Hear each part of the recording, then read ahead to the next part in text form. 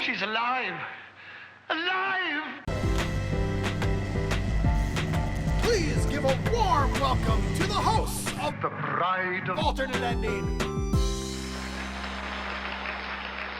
Ghouls, welcome ghouls and goblins to Bride of Alternate Ending. I'm your ghost, Brennan Klein. With me is your co-ghost, Tim Brayton. How are you doing today? How are you doing today, Tim? I'm doing so good. I apologize that you got out of my range and I could not continue raising the notes higher and higher and higher. But no, I'm doing real well. How are you doing, Brennan? No, I'm doing really well. December's going weird, as it normally does, but in a good way. That's what Decembers are for. So. But what Decembers are also for is looking back at the year that was. We put up a poll on our Patreon for people to select one 2025 horror movie that you have missed, which, I mean, the roster is long. And you in this case is specifically me, just to be clear. It's not the editorial you. No. It is specifically Tim, because Tim's catching up on a lot of the cinema of 2025 for a variety of reasons. The main reason is that I looked at all the movies that were coming out, and I thought, that looks like dog shit. I don't want to see that. And then I didn't see it. And that felt good right up until about now. So. Yep. No, it feels so good. And I got to say, it's a better year than 2023, which I still maintain is the worst year of my lifetime for movies. But 2025 is lukewarm at best, but It is quite bad. So you have not missed out on too much. But there were quite a few prominent horror titles that you have missed, and the one that our Patreon people voted for was 28 Years Later, the third installment in the 28 Days Later post-apocalyptic. I don't have a problem calling it a fast zombie franchise. Other people might. I don't. I mean, I don't know what we would call it if not a fast zombie franchise, but certainly other people do get mad when you call it that.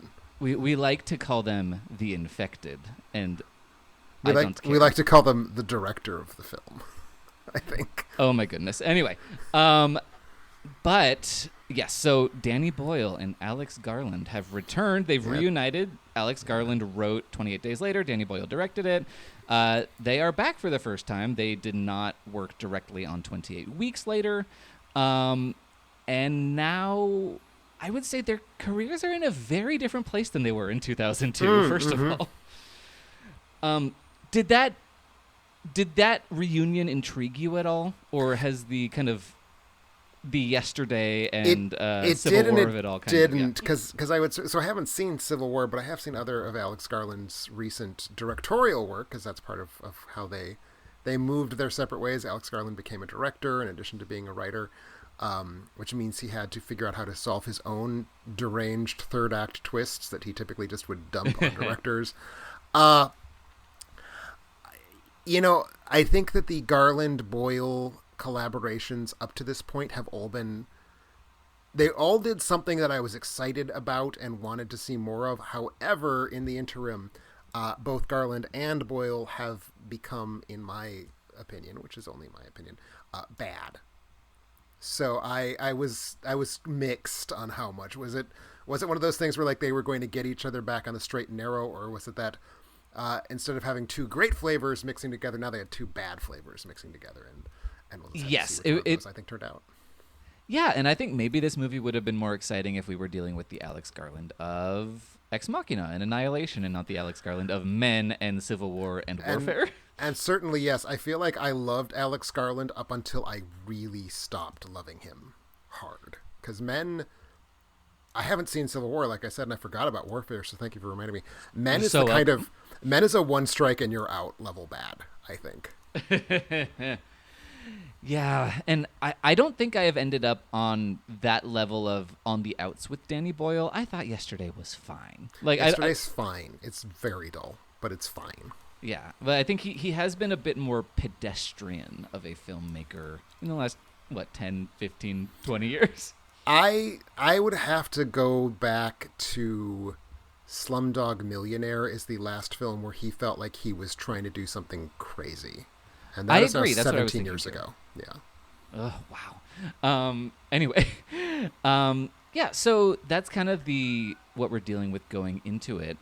Were you interested in re-exploring the world of 28 Days Later? You know, I certainly was. I felt a little perturbed that 28 months later did not happen at the point in time when it should have, which I would have said would have been maybe 2012-ish would have been the time for that movie. And of course we didn't get it 28 months later, and also we'll get there, but 28 years later pretty emphatically writes 28 weeks later out of continuity. So it is, I think, a series of 2 at this point. Theoretically, I think what I would say is that I don't think it writes it out of continuity so much as it very much retcons the ending. It quarantines it. It now says there are no repercussions to 28 weeks later. Yes, exactly. It has put it off on its own little island, so to speak. Yes, indeed.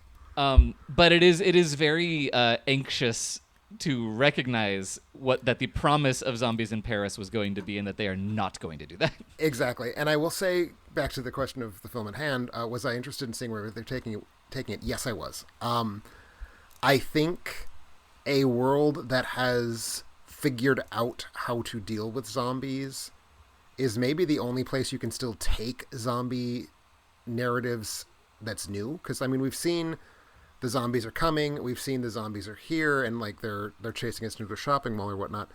But we've had very few examples, I think, of zombies are just a fact of life like raccoons. And you just sort of cope with them the same way you just cope with raccoons. What about yourself? Were you interested in seeing this franchise coming back from the dead, as it were? Ooh, yes, I was. I mean, I'm a real sucker for anything zombie-esque. I will say, I very much agree with you that there is stuff to explore in the kind of post-zombie epidemic world. I think The Walking Dead has proven that usually what there is to explore is a lot of boring nothing. And I will also say the thing that was in my mind before I saw the movie, the thing that was in my mind whilst I was watching the movie, we had Land of the Dead. And this is kind of 28 Days Later as Land of the Dead is to Night of the Living Dead. And I'm not like a big fan of Land of the Dead. So I don't know that such a thing exists, although I do like that movie a bit. Yeah, no, I think you're right. But I think that it takes a lot of precision to make a story like that really sing, I think. Mm-hmm. Like for me, what I really like is the crumbling of everything. That's the bit that I like. I like watching that transition point where the world we knew is still kind of there, but half there. It's like just a fading echo of itself. That's the thing that really kind of intrigues me. And that's what you get in 28 Days Later. That's Cillian Murphy wandering through an eerily empty London, but there's still electricity in places. There's still like he was kept alive in a hospital. Like functions are still happening. Right. But yeah, that's what intrigues me about that. So I was a little. I mean, I was very excited for this franchise. I've liked both the previous movies. Something in the trailer made me a little nervous about it, and that is specifically the idea that maybe the virus is mutating and maybe zombies are becoming more like people. And this is something George Romero has tried, and I think I do not like when he does that. That's a big part of Land of the Dead. That's part of Day of the Dead, which is a movie that I like a lot less than a lot of people. The only time I want a story about a zombie evolving to become more like people is if that zombie sings and dances and joins the football team. Yes, I completely agree. Which it only occurred to me while we were talking about it. That is what I was asking for. Like, why are there stories about like zombies integrated in society? And we had a tetralogy of them. Oh my God, you're right. This problem has been solved. I have now. Here's my opinion. You can deal with it or not. These zombies films are better than 28 Years Later and Land of the Dead combined. The end. That's not true. That's not something I believe. Do I believe that? You might believe that. In terms of using the alternate ending scale of bang for your buck, it's closer. Here's what I will say is my hot take. Okay. The best moment in 28 years later fills me with less joy than Exceptional Zed. Ooh, okay. I think that's fair. Although I saw your Letterboxd review, I think we're gonna have different opinions on this movie. We are. No, we sure are. We sure are. I'm very curious. But yeah, but I will say that my fears about what this movie was going to do were slightly assuaged, at least in the sense that it was not the whole point of this movie. It seems very much that it's going to be the whole point of the next movie. Sure. Which undoubtedly we will be getting to the point where we talk about how there will be a next movie and potentially a third movie, but I feel like I have my own thoughts on that. Yeah, I guess we should save that for later. We got to talk about this movie first. We do. Yes. So the end credits are rolling on 28 years later. What is your kind of immediate reaction and feeling about having experienced it finally? We were going to not talk about how there's going to be a 28 years later, the Bone Temple, which my immediate thought was, how dare you? Because this movie ends. It ends actually really well. I think it ends on one of its strongest scenes. And then it's like, okay, now we're going to spend 10 minutes setting up the sequel. And then it doesn't end. It just kind of stops. And then it hits the credits. And I was mad. I actually got real mad at that development. That is interesting. Because at least in this ecosystem where we know there's going to be a sequel, it's coming out in February, of this kind of movie, I think that is probably the way to do it, of end your story and then do a little thing. I will say part of it is not just that they did it, it's how they did it. I think the final scene of this movie is its worst scene. The spoiler alert, we're just going to go for it. The Teletubby colored zombie fighting ninja team run by a child predator is not what I would like the Bone Temple to be, and I'm enormously concerned that that's what it shall be. Yes, that is alarming. I appreciate the incredible zaniness of that, but the implications of, are we gonna have to spend 2 hours dealing with this? I don't know that I want to. So you say zaniness, and I will say that's my other. I've walked out, the movies, the lights came up in the theater, which is my living room and whatnot. Mm-hmm. We both said this. Danny Boyle's last film where it felt like he was awake during production was in 2008. It was Slumdog Millionaire. Danny Boyle, the hungry filmmaker who wants to try every idea that he can come up with, he is back. He is the person who directed this movie. That is a good thing. Mm-hmm. I think unabashedly that Danny Boyle felt like he was trying to push the envelope with style, with narrative structure, just with energy. So that's all good. And the zaniness is part of it. And the flip side is that a lot of that manifested in terms of things I did not want to be watching. And okay. The final scene is certainly the biggest of that. But yeah, I think we maybe have jumped the gun, so let's talk a little bit about the plot, and then we can talk about the way that plot is brought to life. We can circle back around to what you're talking about here. But yeah, very briefly, I mean, it's very simple, the plot of what we're dealing with here. But basically, the British, or the contiguous British Isles, everything from Dover to Scotland is fucked, basically. Mm-hmm. There are isolated pockets of surviving humans, but the infected roam the land, and I have some questions about how that is possible, but some of them are kind of answered. Because we do see the infected dying out at the end of 28 Days Later. We do, and I feel like that's at least part of what their evolving was meant to poke at. Yeah, but I don't know that it actually did poke at that. I think they're just leaving it there for the fanfic writers to button up for them.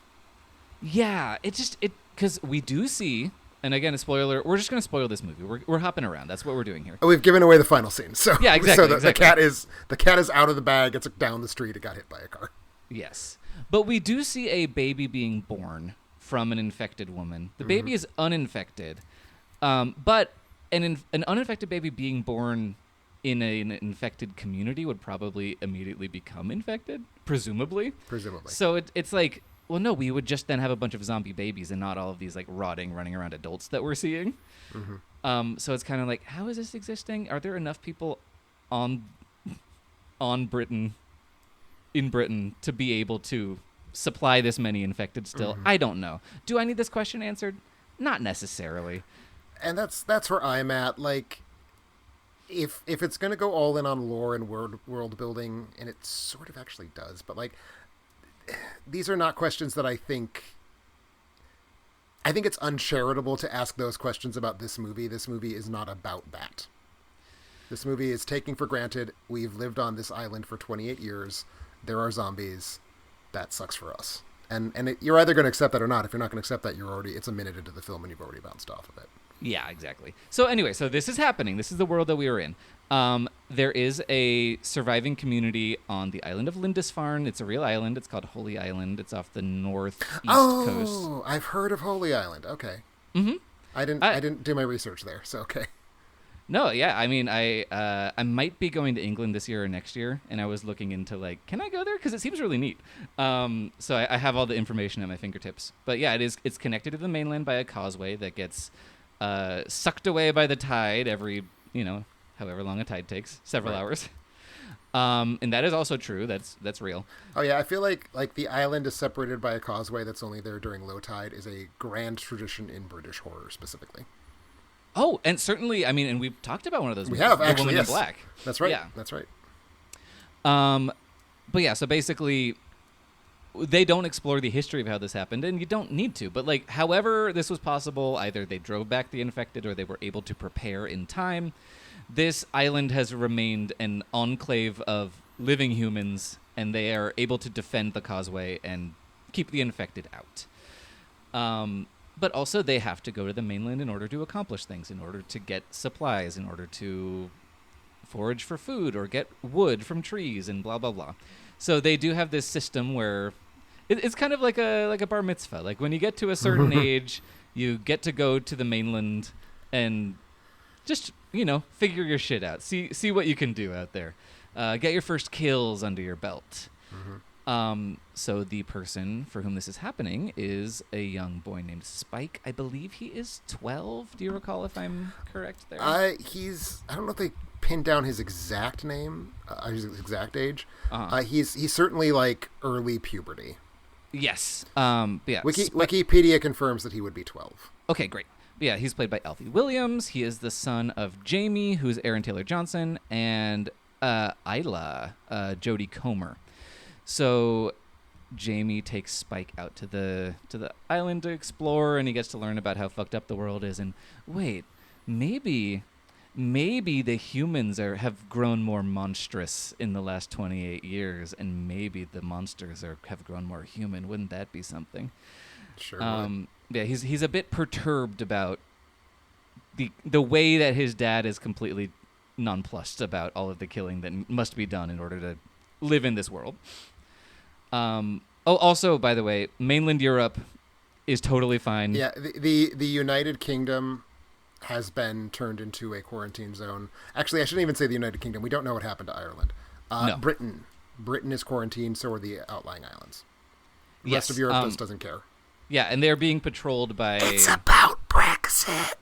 I know, isn't that crazy? But yeah, they are being patrolled by ships of soldiers that are kind of like just EU.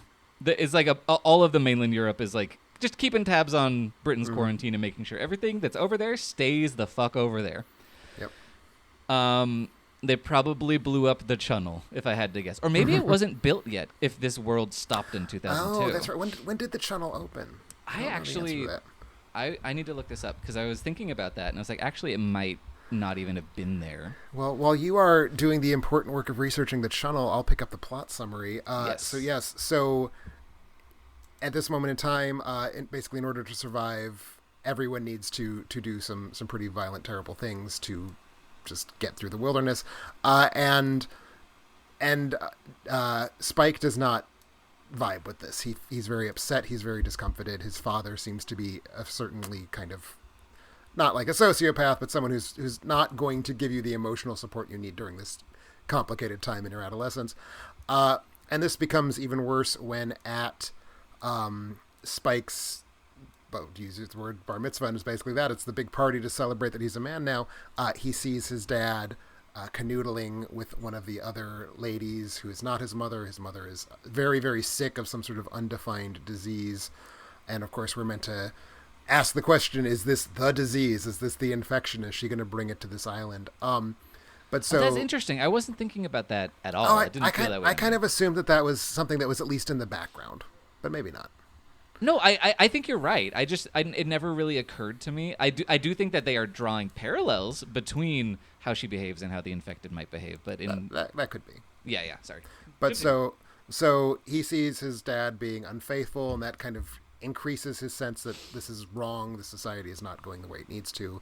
His dad is a bad person. So what he decides to do, now that he has the skill set, or so he thinks, to survive on the mainland, he and his mother sneak off the island, because what he's heard is that there is a mysterious Dr. Kelson who might be in the vicinity. Like, you can see his smoke from his campfires once you're on the mainland, and he saw this smoke. He's heard these stories about this crazy doctor who might be out there, so he decides to take his mother to see this doctor, see if he can get her healed up, or at least figure out what's going on with her. So they sneak off the island, they creep out into the woods, and then they brave the zombie-infected forest of Britain, at which point one of those UN strike teams that you mentioned intervenes when they are about to be attacked by zombies, and so they are joined by a Swedish sailor named Eric, who is the only member of the UN team to survive this zombie ambush. And so we have like a team of 3 people kind of trying to wander their way through the forest, which I feel gets us to the part of the story, and we've obviously spoiled it all the hell and back already, but that's, I think, as far as we can go in the story without it becoming spoilery. Yeah, I think we can probably stop there, and I will just say that Eirik is played by Edvin Riding, who is on a Swedish like gay teen show that I'm aware of called Young Royals. All right. Have not watched it, but it's very popular with the younger gays. Gotcha. But yeah, so that's kind of the situation there. Certainly Spike's relationship to his parents is core to the story being told here. And guess what? It very literally, we see him putting away childish things. Like, he is going to bring like a Power Rangers toy with him, but he leaves it behind when he goes out to the mainland. Which by the way, was there a channel? In 94. It started in 94. Okay. So there would have been. And also, I keep saying the mainland, but it's just the bigger island that Lindisfarne is connected to. I feel like in context, mainland fits there. Okay, great. Mainland Britain and mainland Europe refer to 2 different things, but in both cases there is a mainland. Yeah. Okay. Yeah, I would think so. Anyway, yeah. So that's the core of what's going on here. But yes, so let's talk about the style, the thing that Danny Boyle is doing that brings this story to life. Of which there is so much. Let's talk about the styles, because I think there is not a unitary thing that is the style of 28 years later. Yeah. So it's very definitely a Danny Boyle film. If you recall his like glory days from the 2000s, a lot of the same stuff is going on there. Very fast editing, as you kind of alluded to in your intro. A lot of very pulsy music, really strong kind of repeating electronic beats, both in terms of needle drops and in terms of the music. The score, which I do not have the composer of that score at my fingertips, that would have been Young Fathers, which I gather to probably be a band and not an individual. A Scottish progressive hip-hop group founded in Edinburgh in 2008. Huh. So there you go. So it feels like the way we would have described this in 2002 would have been to say it's shot and edited like a music video. I think that's not a useful way to describe things anymore, like if it ever really was. Certainly music video has become too complex of a medium, and this is drawing on sort of those things. Again, the fast cutting, the musically driven. Also, a great deal of this movie was shot on iPhones, so Boyle and his cinematographer, Anthony Dodd Mantle, who's been working with him for quite some time, are really pushing against... They're not pushing against the limits of the medium, they're embracing the limits of the medium. They are pushing against sort of the norms of cinema, I would say. This is a movie that I would describe as extremely ugly, but it didn't get there. It's not a mistake. They did this on purpose, is what I'm saying. And that's exactly the same thing that he did with 28 Years Later. That is such a gross, digital, pixely movie. And I think the effect of using an iPhone to shoot this has less of an impact on the movie to me, in a lot of ways. I don't feel like that aspect of it really felt like it was landing for me in the way I think I have a 0% hit rate with movies that were shot on iPhones at this point, and that's probably a me problem and not the movie's problem, because some of them have been very well regarded. I don't like it. It's too shiny. It's too chromatic. The colors just have a kind of sickly digital sheeniness to them that I find not cool.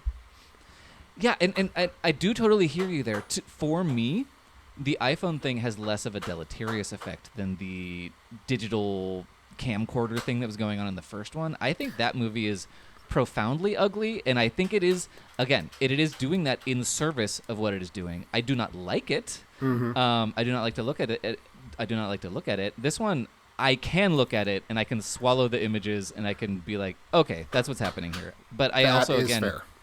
I think that because of that, there maybe was not really a point in doing it this way.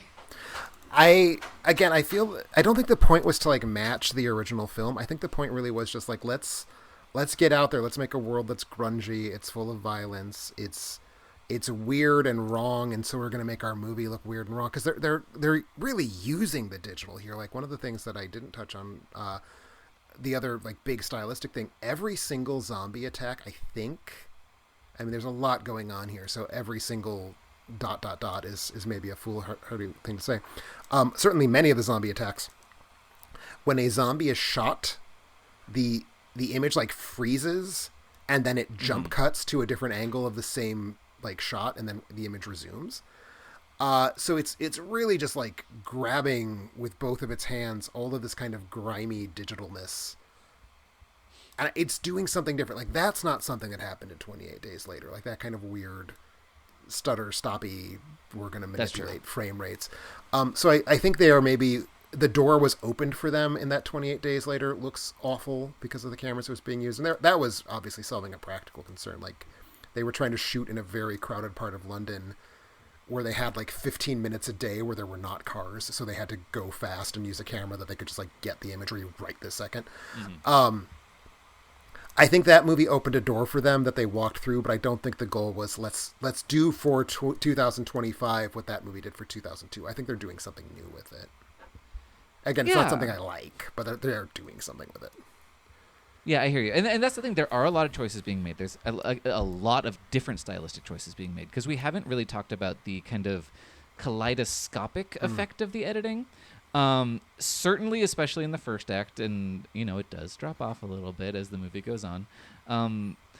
There is this clash of images that's going on. Like, you are seeing Aaron Taylor Johnson and Alfie Williams walking along the causeway, but you are also getting these cuts to these brief selections of footage from war movies or historical footage. There's also the thing that I referenced at the beginning, which is the 1915 Taylor Holmes recording of the poem Boots by Rudyard Kipling, which, by the way, I am very happy for 28 years later about that the movie exposed me to that recording, because I listened to the full recording, and it is one of the most powerful pieces of acting, and the fact that it survives more than 100 years later is really, really exciting. I'm glad that you've looked that up, because I was very curious what that recording was. I mean, I knew it was the poem, because I kind of know the poem, B, I saw it in the credits.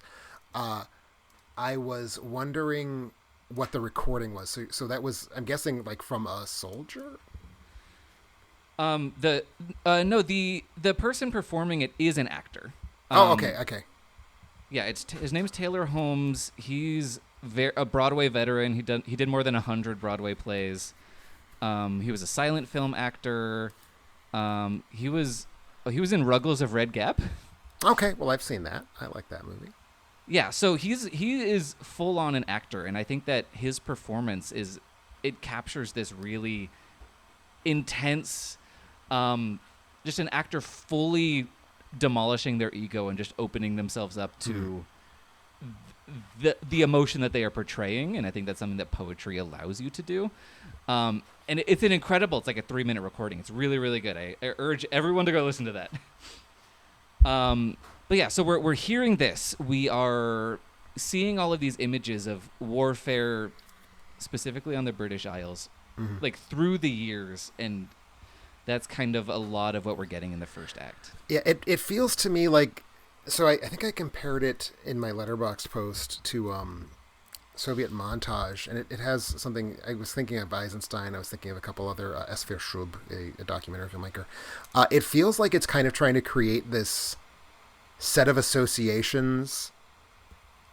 It's non-diegetic, like, to be very clear. This cutting in is happening like from outside the movie. We see it. The characters have no sense of it. It's not affecting the story.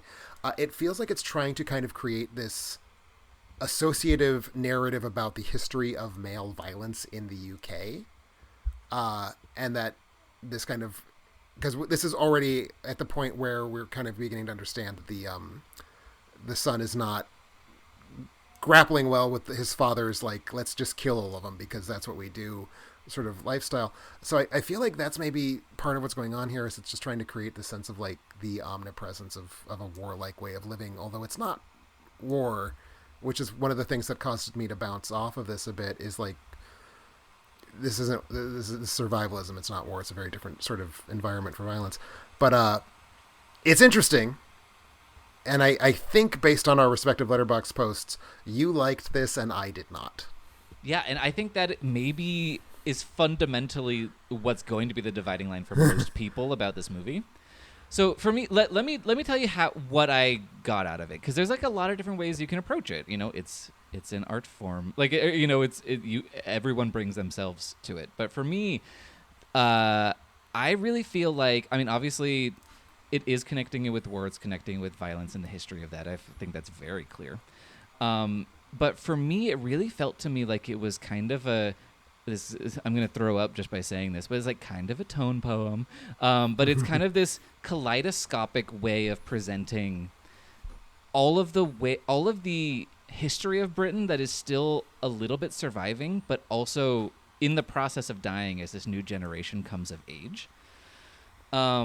It's this kind of, we get it a lot throughout the movie, like what Sir Jimmy Crystal, who is the character that we talked about at the very end, but he bookends the movie because we see him as a kid at the very beginning in the prologue, which I was completely baffled by. I spent a very long portion of the first act trying to like mentally balance what happened in that prologue with what I was seeing, and like expecting it to stitch up in some capacity.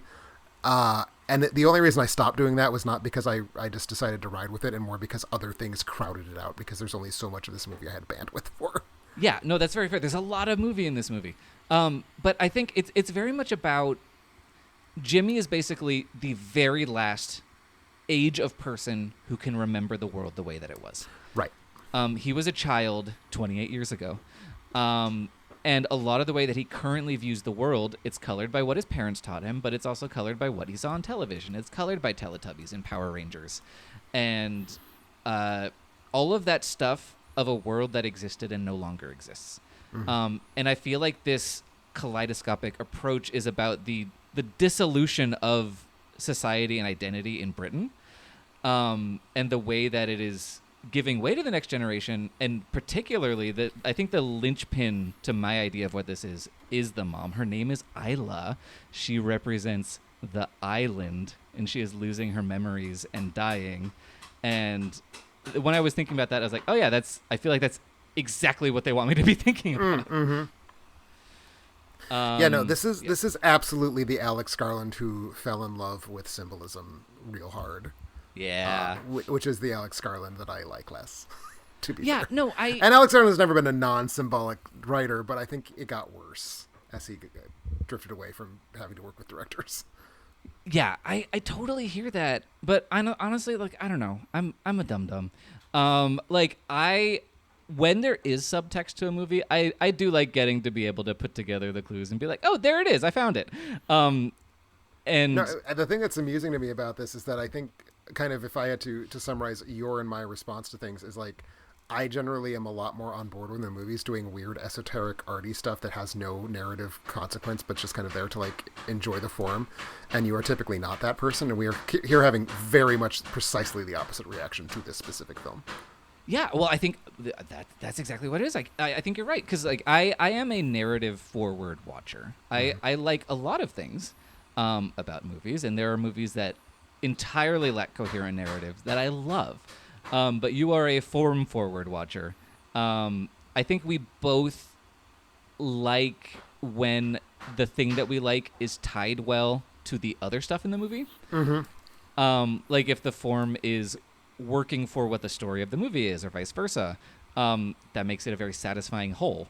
But this movie maybe has too much in it for it to feel like that, and then maybe that's why that vestigial connection to a sequel is also frustrating. Yeah, I would say for me, it's that what I like best is when a movie's story is simple and plain enough that it can just kind of do the other stuff, and the story's kind of taking care of itself. I know where it's going, so I can enjoy the formal play.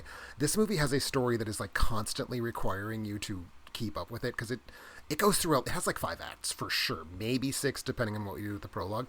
That's a lot of acts to also then have the movie throw this much. How well do you know Amadeus? I've seen it, but it's been a while. You remember the gag where the problem that the emperor has is that the Mozart opera has too many notes? Oh, I mean, the joke is that how can an opera have too many notes? The emperor's just a dummy. There's sometimes movies that I feel have too many notes, and this movie has too many notes for me. So see again for me, like I feel like a lot of it threads together decently well that I can slough off the rest that I don't have very much use for. But I think you're right, there is too much here. I will also say, go ahead. I don't want to interrupt your thought.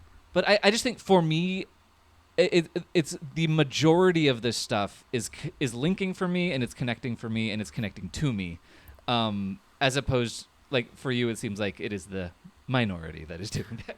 It's to me, it is a movie that feels like a basket of candies, and you just reach in and you grab a bunch of candies, and ooh, that was a delicious cream, and ooh, icky, that was one of those awful nuts that's just bad.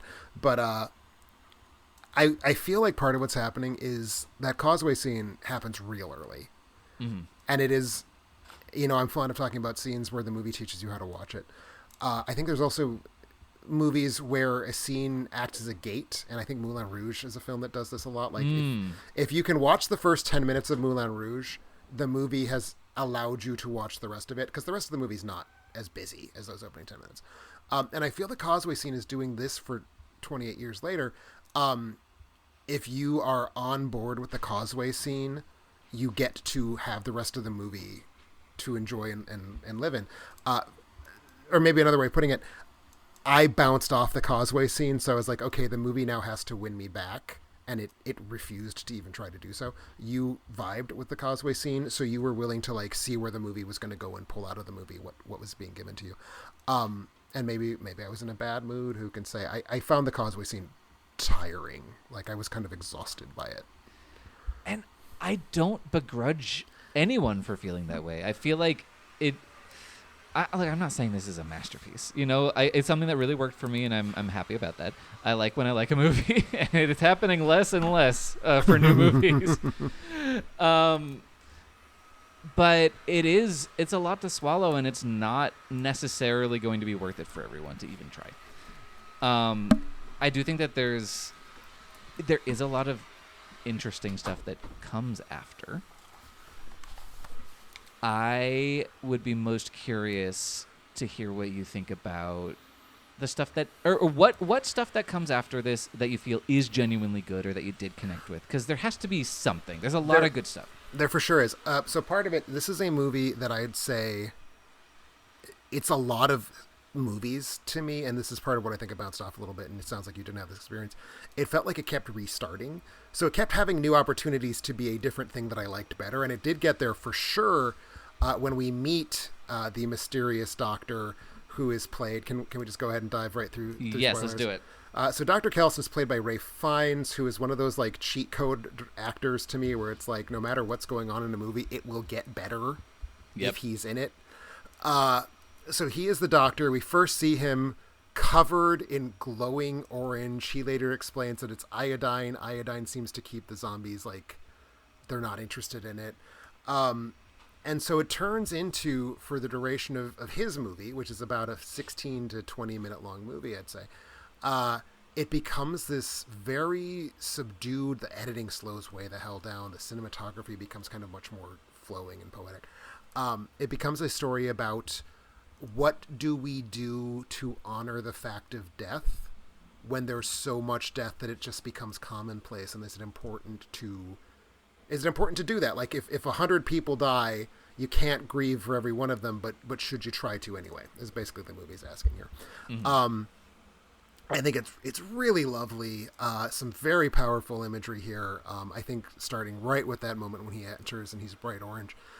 And I think Fiennes is really just doing a lot to elevate material that can kind of be a little heavy and kind of corny even.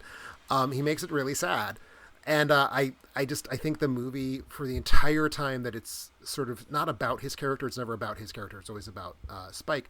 But when he is the primary reflecting surface for Spike to define himself against, I think the movie has really become extremely powerful. And that's even when I said that it ends really well.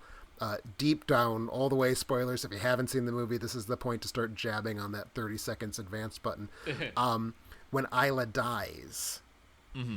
she is euthanized. He determined she has a form of cancer. It's maybe would have been treatable a long time ago when medical science still existed in the UK. It is now not treatable.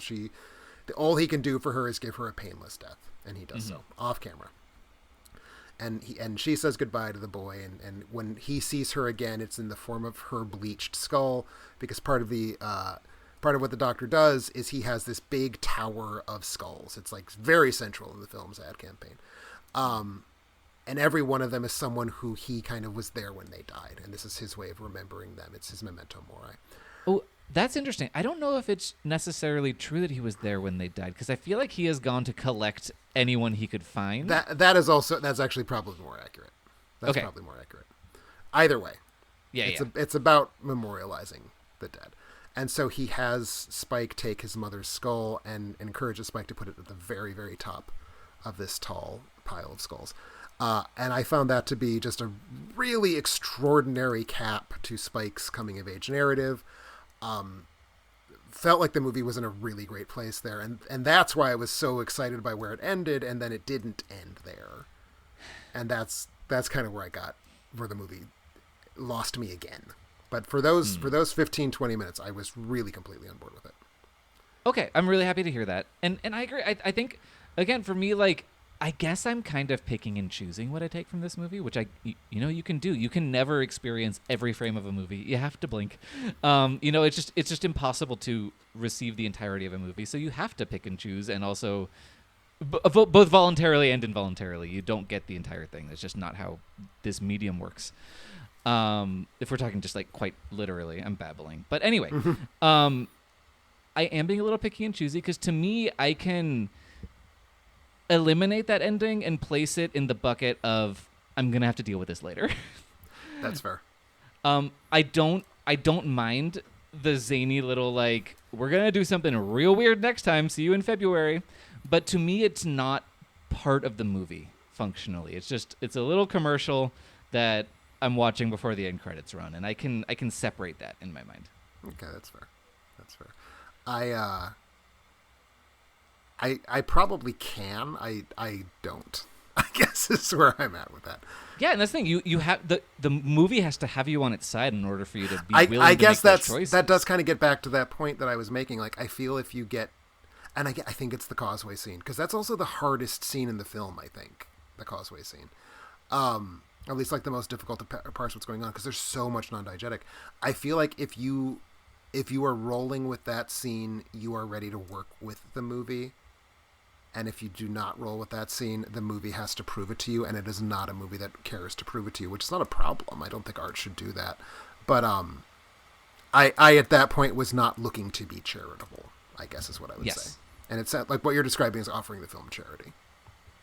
Yeah, and the thing is, like, even though, I mean, it is, I don't know, I feel like it's maybe less vignette-driven than I feel like you've been making it sound, at least in my mind. I mean, it's definitely picaresque. It is a journey. But I do feel like there is a through line going on. I don't remember why I started this sentence, and I don't know where I'm ending it. But that to me makes it sound like you have fully absorbed Alex Garland's method of writing into your own soul. Of course. Oh, you're right. But yes, I think that you're right. I just think it would be so hard to bounce back from falling out of that scene, especially because this movie isn't doing a lot of the things that you might want a 28 Days Later movie to do. That's actually, I think, if you don't mind me kind of grabbing and transitioning a little bit, because I do think, we're a horror podcast. Yes. Believe it or not. And how do you feel about the zombie movie part of this film? I feel quite bad about it. So do I. Thank you. Okay. The zombies are evolving, and now there's different types of zombies. Don't like that. It's very Resident Evil. It's very Resident Evil. It's like, it feels like something that the movie forgets about when it is not 100% the subject of the scene. Yes. A, that's part of it. But B, yeah, it's totally just like, we needed different kind of zombies, so you had to have different fighting strategies for each level, is very much how it plays. Yeah, I'm really disappointed by that, because there are these like sluggish, slow zombies that kind of crawl along the ground and eat grubs and eat whatever like corpses they find. And then there are the alphas, and they're in charge of the more normal zombies that we know and love from this franchise. And you can tell the difference because the alphas are hung like donkeys. Sure, I mean that's great. Congrats to them. Congrats to Chai Lewis Perry, who plays Samson the alpha. Indeed. I mean it's a prosthetic, but he got to wear it. That's fun. He did. But yeah, no, the zombie element. I mean, it's certainly, we do get a few of those scenes where it's like, we're running and zombies are happening, and we get that with the Swedish team that crash lands on the island. We do get a bit of that in there's a pretty neat gas station sequence where there's this like suspended fumes hanging in the air that end up being lit to flush out the infected. Like, there's some neat moments like that, but as far as how it functions as a zombie movie, it's not what I would want. I think 28 Days Later is not that excited to be a zombie movie either. I do think that movie is also a drama that then has very propulsive, very good, powerful zombie scenes in it. But I think those movies are better deployed and more frequently deployed in that movie. I think that those two halves of the movie work together much better. To me, 28 Days Later is very much a Romero style. What I care about are human dynamics. I care about how the humans are causing things to be worse than the zombies ever could. Yeah. And it's the gimmick is that instead of a Romero zombie that's just like shuffling along doing nothing, the Boyle zombies are running. But other than that, it's very straightforwardly, I think, just a Romero picture. So that, to me, works because there's a framework there. The film is working with a net, and I think it does it well. This movie, I think you're right. Neither one of them wants to be a zombie movie. I guess that's what I'm saying. Neither one wants to be a zombie movie, but Days gets to cheat and be a good one anyway, and this doesn't have anything that it can like point to as like, here's the framework we're using. So when it is a zombie movie, it's quite dreary, I think. Yes, and because I think it could just as easily be like a post-Superflu movie. Like, what if everyone's just dead? Or like a Rapture. Like, it's the people left behind after a catastrophic event. The zombies don't really figure into it. I would disagree solely in that I do think the father-son relationship requires that difference between we're killing people who look like us, and one of us has a problem with that and one of us doesn't. And I don't think just any old plague movie gets you there. But other than that, I would absolutely agree. And I also don't think I think that tendril is not developed very well anyway. It wouldn't work if it weren't zombies. Yeah, no, I think you're right. But yeah, no, it's just not really. It doesn't have the teeth. It's just not. It's just not, that part is not there, and that's annoying.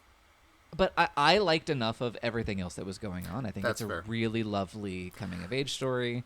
It lives with that memento mori, or under that thesis, which Rafe Fiennes' character really kind of drills into. And to be clear, if the rest of the movie was working for me, that wouldn't have been a deal breaker. I think it was kind of more of a like, well, since it's not working for me, hopefully I can at least grab onto the zombie scenes, and then the zombie scenes aren't good. So I think that's where I'm coming at. Or at least they're not interesting. They're okay. They're fine. The gas station scene is good. You're right about the gas station scene. Yeah, they don't necessarily materialize as much as they should, and we do get more of the variety of zombies that we're dealing with, and that makes it less potent. Because like when we're dealing with one of the crawling ones, that's more about like, ooh, the creeping dread, and like that's neat. There is a pretty good sequence where there is a crawling zombie crawling towards a sleeping Spike, but it's just it's a little too diffuse in terms of how it's presenting the zombies. I fully agree. Although I guess I do like the zombie sequences we get for the most part. I really like the second Causeway sequence where they are going back to Lindisfarne, and they're being chased by an alpha on the causeway while there's this kind of like almost like Aurora Borealis effect as the sun is rising behind them. I think that's a really neat scene. I think that's really intense, and that kind of like pounding, thumping, like the footsteps implacably chasing them, and they're so powerful. Like, I think that's a really good scene too, but it's just like they're kind of isolated and not connected to each other or very much of anything. I do completely agree. I'm grousing, but the scenes where it is activating a kind of creepy crawly hoarder do work. I think Boyle is not a bad director. I mean, like, this is in fact, I think his best directed film in a very long time, and he's getting at some good atmospheric stuff. I would say for me that the film kind of falls this way, and maybe this is me making special pleading. Boyle's directing is too much, but it's got full of ideas and it's exciting, and like a lot of what he's doing lands. It's really the Garland script is just like not there for me, and I feel like the directing is in some ways trying to compensate for the script. But in terms of like, is it good? Is it atmospheric? Is it creepy? It's all of these things. I wish it were all of these things and not shot on an iPhone, but it's still. It's got the goods as a horror film. I think it just routinely doesn't want to be a horror film. Yeah. No, I think you're completely right. As a macabre drama, that did work for me, and it doesn't work for everybody. But yeah, in terms of like, if you're not already on board, there's just not a lot there to really sink your teeth back into, other than Ralph Fiennes when he finally shows up. And he's phenomenal. I think that I had seen kind of an impression that I'd gotten from reading reviews. People who were sort of okay with the movie loved it when he came on. People who weren't really doing it with the movie liked it when he came on. I'm curious, as someone who was mostly liking the movie, did he seem to still elevate it for you, or is it more just kind of the same level of quality throughout? I mean, he certainly he elevates it. I was clicking with everything. I like Eirik showing up. I thought that was a nice little burst of comic relief during a pretty dour movie. But obviously when Ralph Fiennes shows up, and he's just like, he at least for me crystallizes everything that the movie is doing. That's a good way of putting it, yeah. Yeah, so I don't know about, it's slightly elevated because it's Ralph Fiennes and he's covered in iodine, like it's a fun time. And he has this such a tranquil, his character has such a tranquility to him that is so interesting and really potent. With what he's doing and what he's talking about, because he's doing the goriest things in the movie. He is like scraping the flesh from skulls, but it's just, I don't know. I think that is really effective.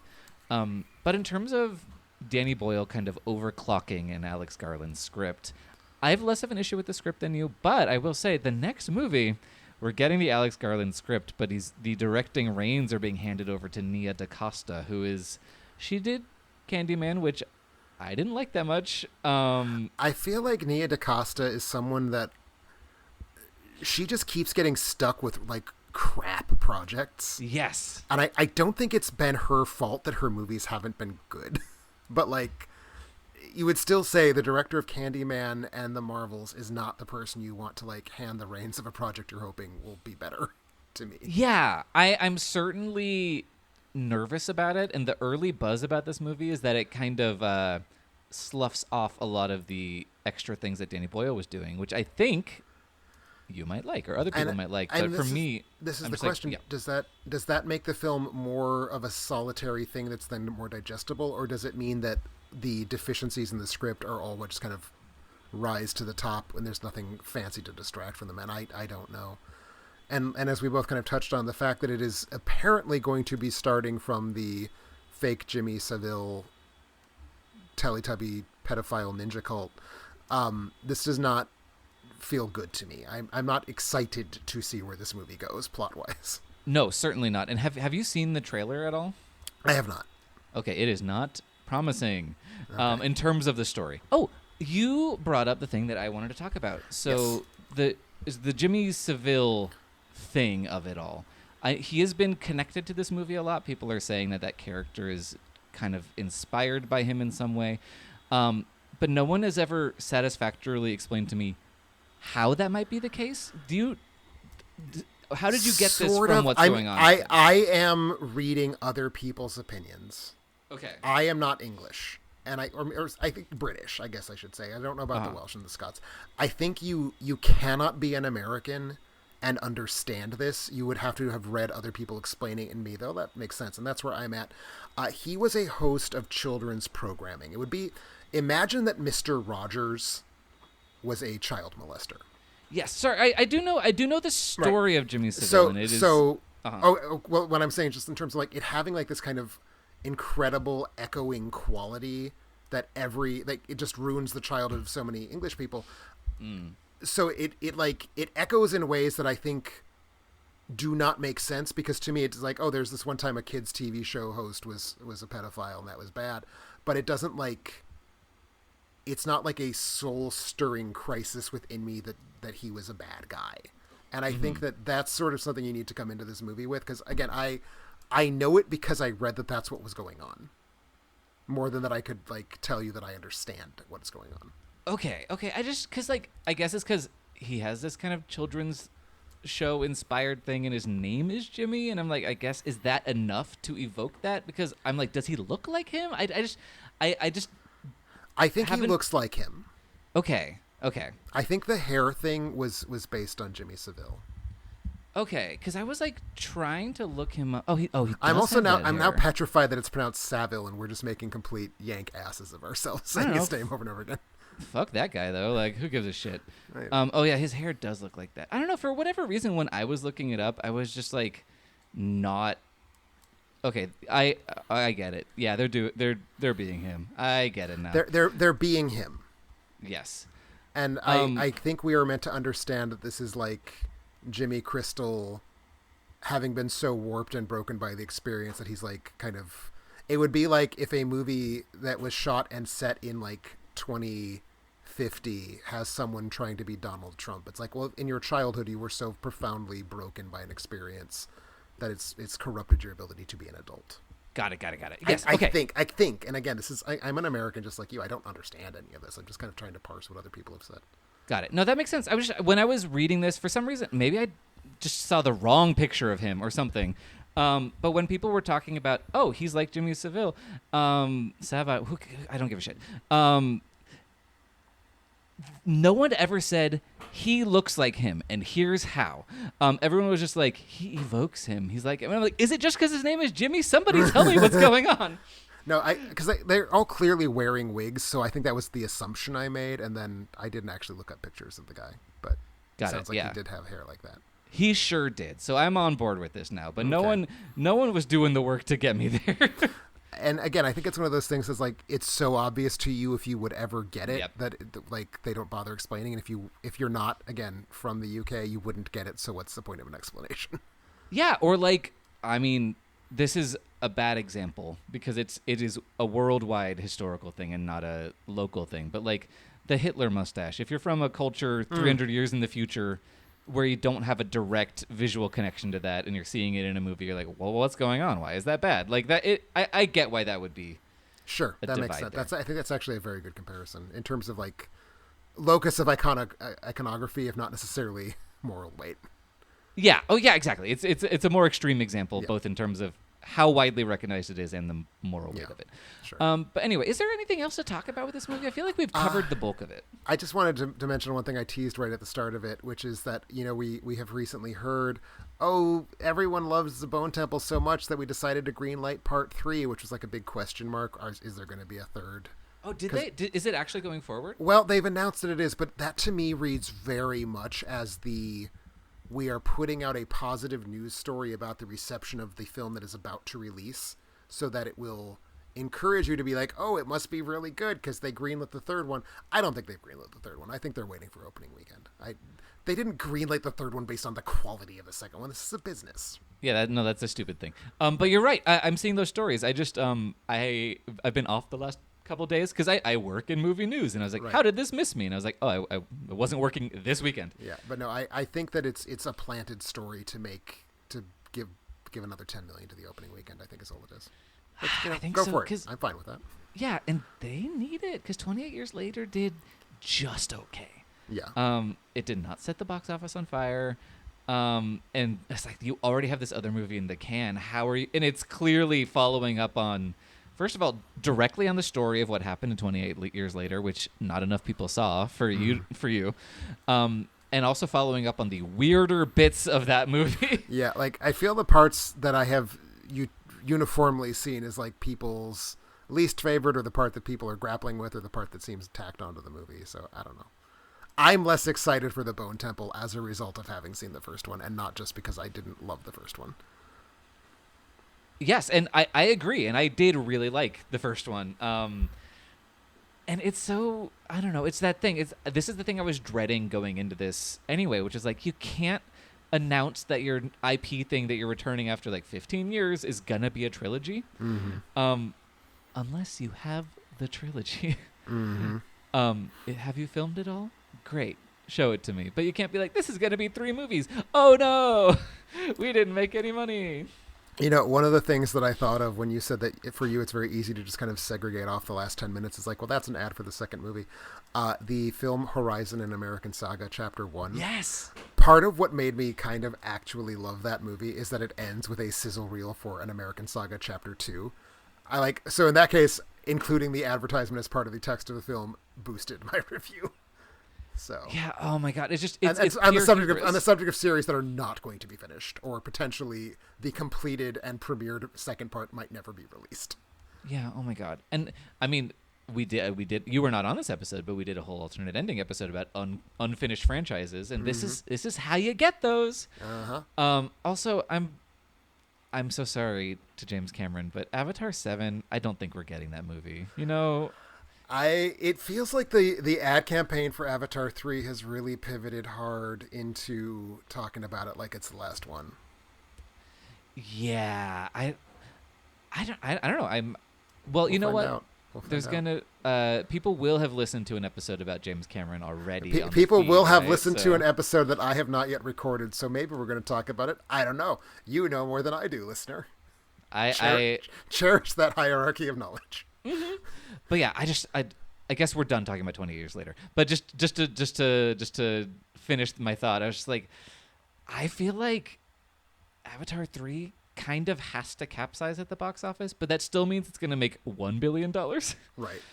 But I just don't see it becoming this kind of record-smashing hit. And if it is, power of James Cameron, never bet against him. Yep. But I'm very intrigued by how this is going to go. For sure. But if I can have my last thought be to just wrap us back to the movie we were here to talk about, I am glad this movie exists. I didn't love it. I didn't even like it. But I'm glad it exists. I'm glad that Danny Boyle woke up. I'm glad that Alex Garland is not trying to make satires about the United States, for at least right now. Yes, I think that is a good move. And I'm happy to hear you say that. And I did like it, and I'm glad it's here. It's definitely interesting. I'm glad that there's a movie that has texture, and it came out in 2025. And how? And I will just say, all of your complaints about like, oh, the movie feels like it's starting over and lurching backwards and restarting the momentum 5 times in a row. Get ready to see Weapons, which was one of the other choices for what we were going to talk about. I will leave that there. I liked Weapons, but it is, it's that aspect of it is annoying. Anyway, let's end the episode here. Thank you so much for listening. You can find more episodes of the show and others at alternateending.com. Follow me and Tim on Letterboxd. Why not? And join the Patreon. It will allow you to vote in polls. Maybe you could have had us talk about Weapons instead of 28 years later. You could have been the deciding vote. Or you could have had us vote for Final Destination Bloodlines like I was hoping you all would. Yeah. So shame on you, listeners. Or K-pop Demon Hunters, which we threw in there just to see what would happen. Yeah, we sure did. Yeah. So I can't be entirely mad that we got 20 years later. Yeah, no. But anyway, yeah, thank you so much. And next week next week you'll be hearing the January preview. We're recording out of order, so things are very confusing. But yes, I will be back in your ears talking about the movies of January 2026. We'll see if it's any better than December 2025. But in the meantime, bye!